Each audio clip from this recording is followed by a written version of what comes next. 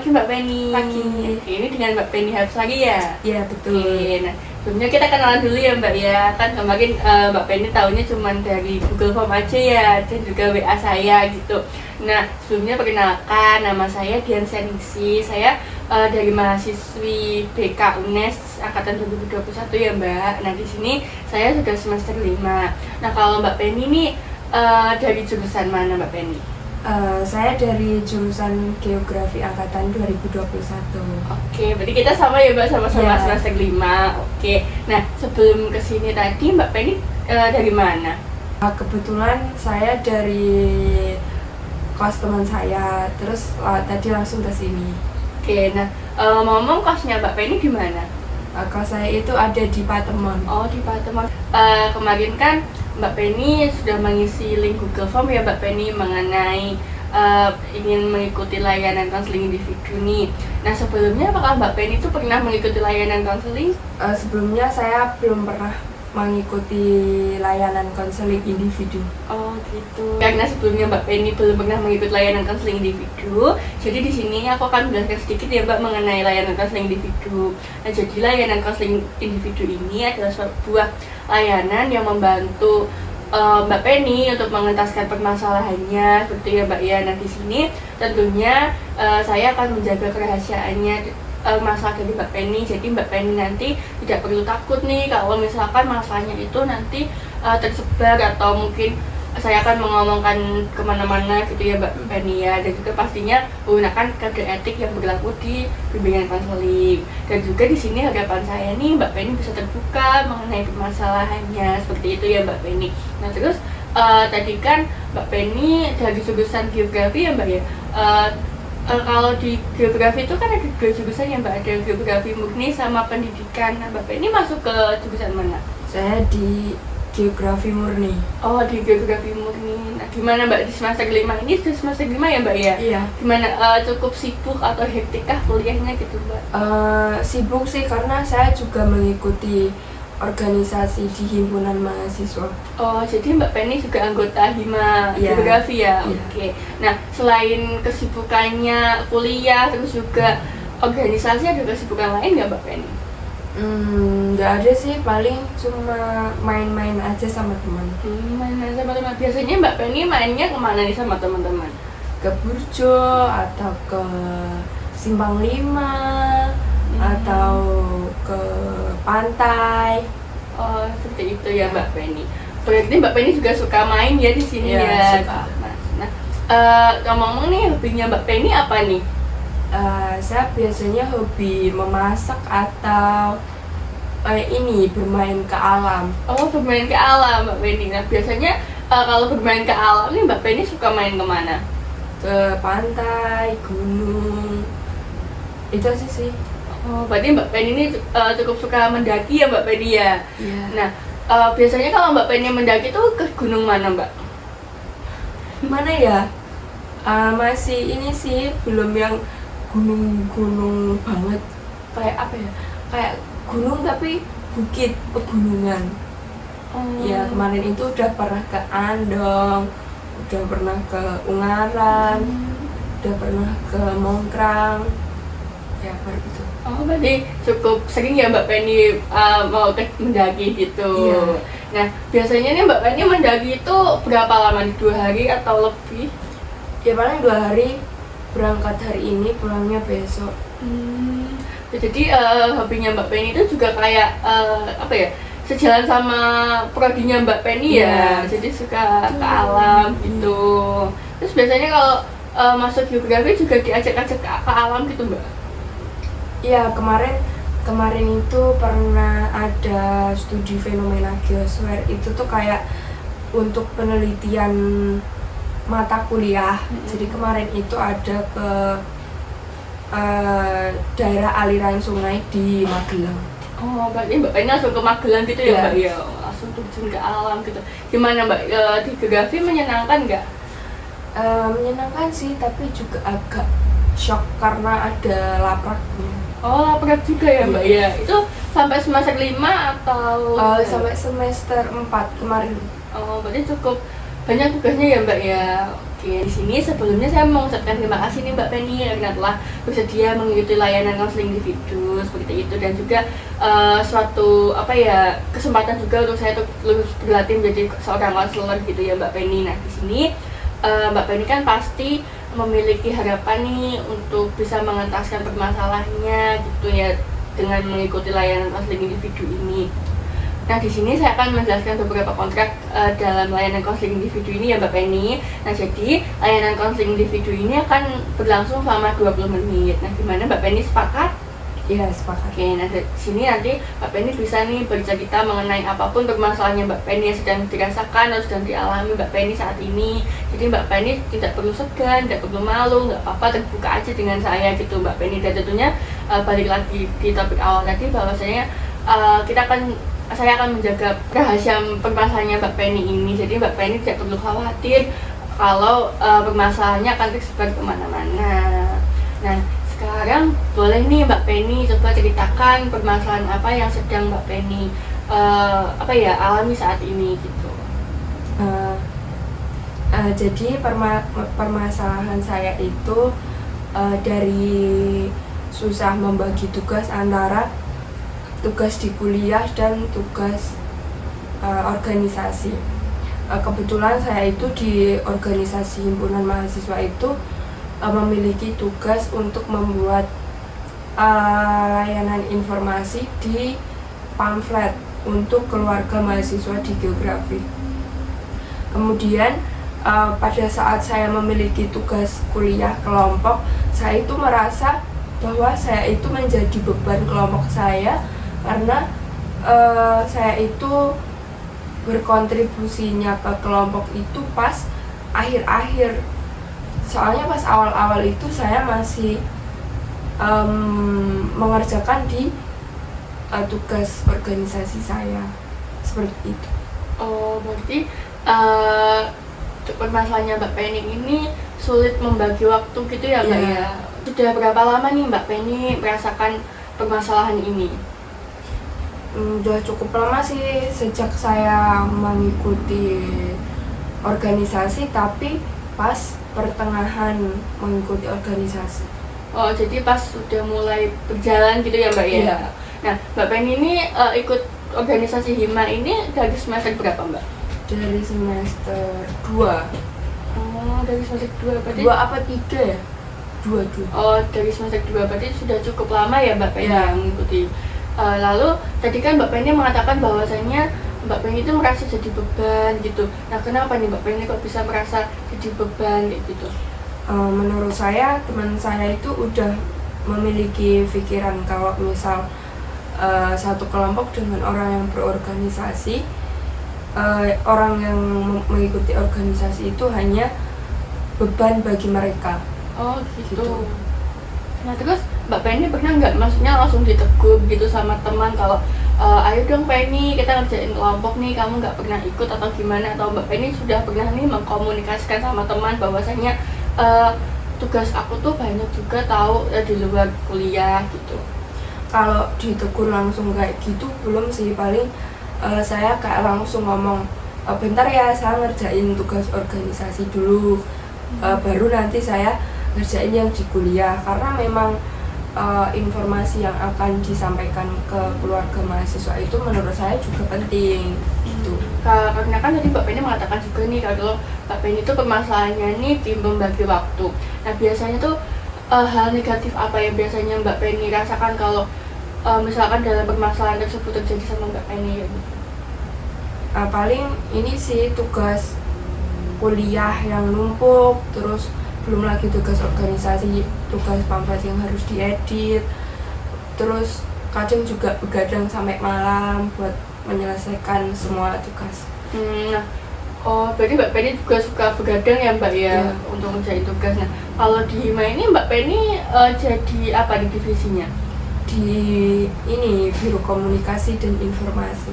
Oh, jadi Mbak Penny bertanggung jawab untuk menyebarkan informasi yang yang ada di Hima gitu ya Mbak ya. Nah, apakah itu staffnya tuh cuma Mbak Penny aja nih, apa ada teman-teman yang lain juga? Ada teman-teman yang lain, kita bertujuh. Tapi itu tugasnya tuh dibagi atau cuma Mbak Penny aja nih yang ngerjain? Ya itu memang udah di plotting untuk pembagian job desk-nya masing-masing. Oh, berarti sudah cukup adil gitu ya Mbak Iya. pembagiannya. Cuman emang Mbak Penny juga merasa keteteran gitu ya Mbak ya. Oke. Nah kalau tadi kan Mbak Penny mengatakan bahwasannya Mbak Penny merasa hektik sama tugasnya dan juga merasa sulit membagi waktu antara tugas organisasi dan tugas kuliah nih Mbak Penny.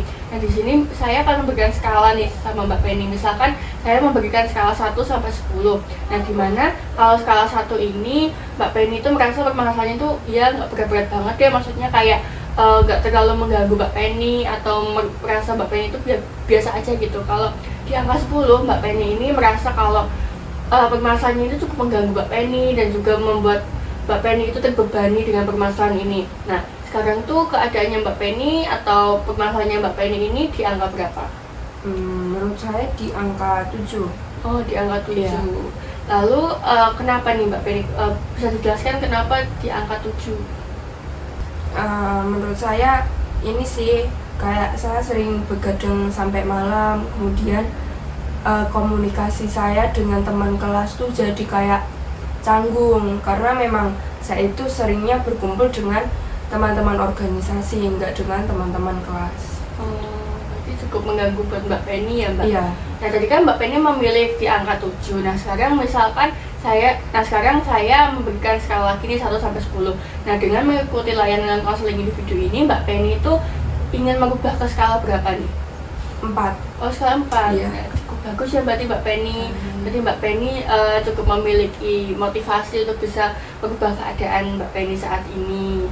Nah dan untuk bisa untuk bisa merealisasikan atau bisa untuk menggapai di angka 4 ini, gimana Mbak Penny sudah cukup cukup optimis gitu untuk bisa mengentaskan permasalahannya?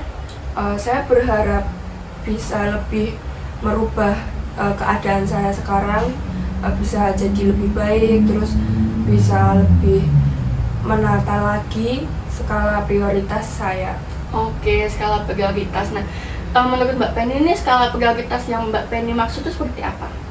Ya misal jika di tugas kuliah saya itu deadline-nya lebih cepat, jadi saya harus mengerjakan tugas kuliah. Tapi misalnya yang di tugas organisasi itu informasinya lebih penting, meskipun deadline-nya itu di belakangnya tugas kuliah saya, ya saya harus tetap mengedepankan yang organisasi seperti itu.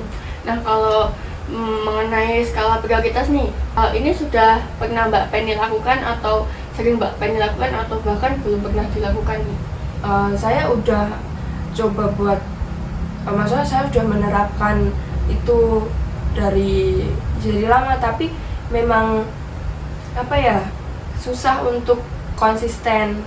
Yes. Jadi Mbak Penny cuman bikin-bikin aja gitu, tapi iya.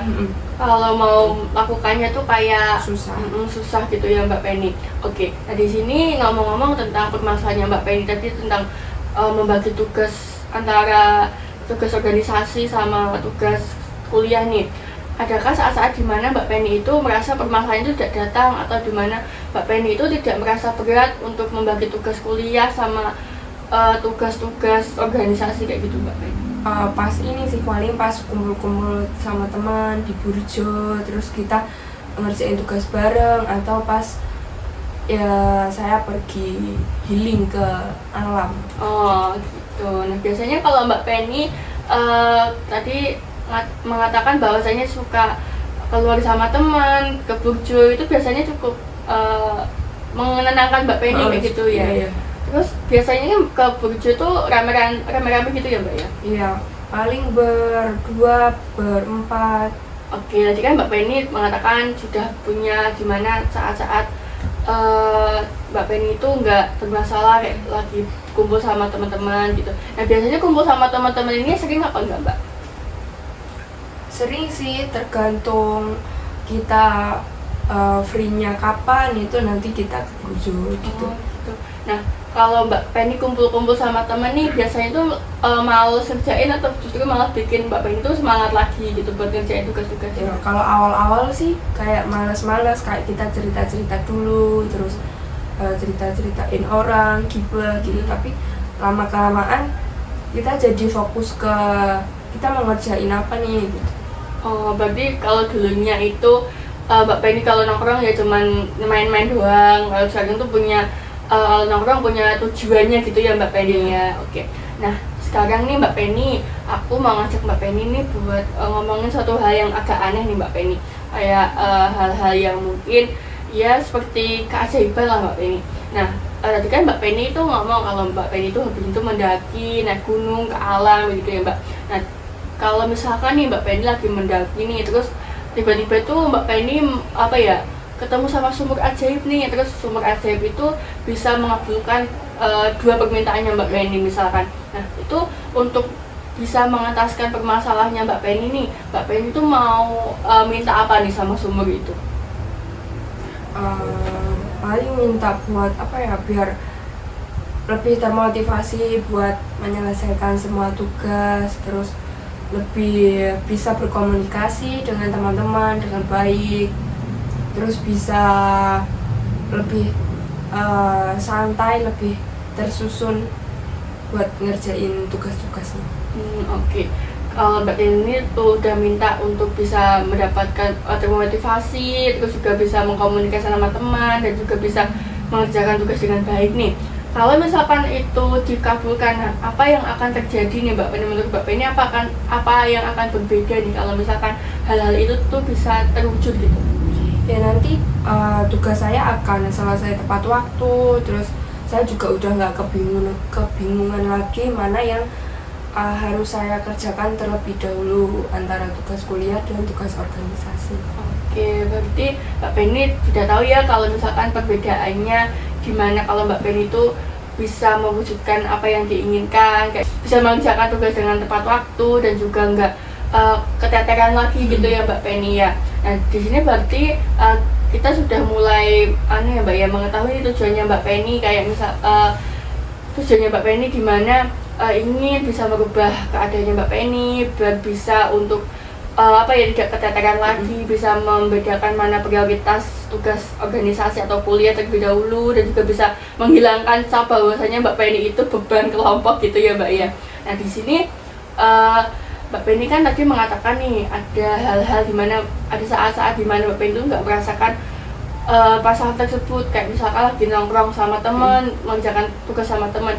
Nah menurut Mbak Penny itu cukup membantu Mbak Penny dalam mengerjakan tugas? Ya sih, lebih membantu karena kalau kita ngerjain bareng itu bisa sharing tugas-tugas, bisa sharing permasalahan di tugas, terus bisa dapat informasi atau motivasi dari teman gitu. Oke, nah untuk bisa mempertahankan hal tersebut nih Mbak Penny, dan tadi kan Mbak Penny juga mengatakan udah pernah membuat skala prioritas ya Mbak Penny, dan itu menurut Mbak Penny sih menurut Mbak Penny itu cukup membantu, tetapi Mbak Penny itu agak sulit untuk mengerjakannya gitu.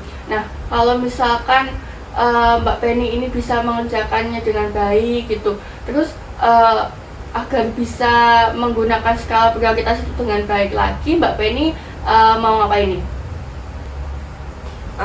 Bisa ini sih, bisa menerapkan skala prioritas dari tugas-tugas yang ada, terus skala prioritas juga buat yang tugas kuliah sama organisasi.